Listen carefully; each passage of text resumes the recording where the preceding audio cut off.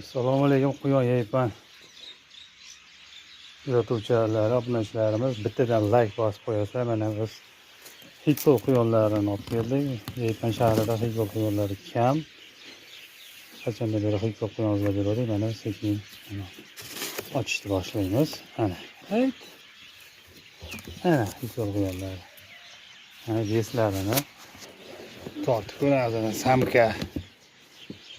Bu xulasa ular o'z iniga keldi. Uyiga, yangi uyiga ularni Marg'ilondan olib keldik. 4 kilo 100 dan oshiq. Iqqatli egalari. Bismillahirrohmanirrohim. Allohim o'zlaridan o'zlari ko'paysin. Biz mana ko'zlarimiz. Ikkinchi samka.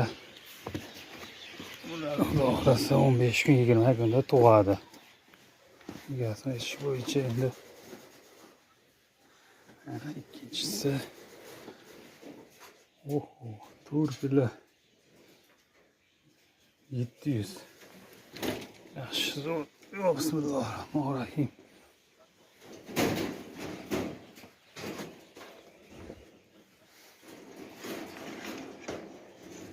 Qo'yamiz, chiqib ketmasin deb. Begona sira tushib ketishi mumkin. Begona uy.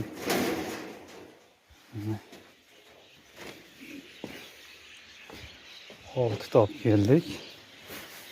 4 ta samka, 2 ta sames. Bismillahirrohmanirrohim.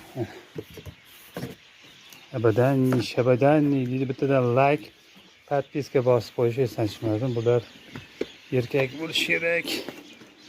5 kilodan oshiq edi. Mana his ko'ramiz. Arishmasak.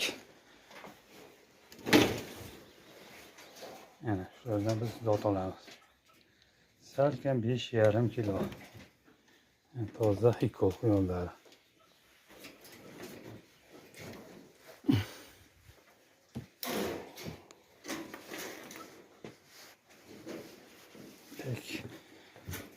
Joylarimiz ham kam. Quyonlar ko'pligiga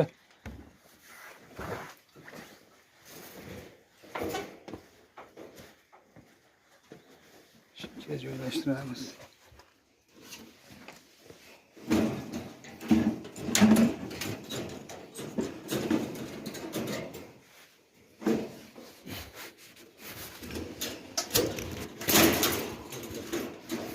Biz videoga oluvchimiz yo'q o'zimiz.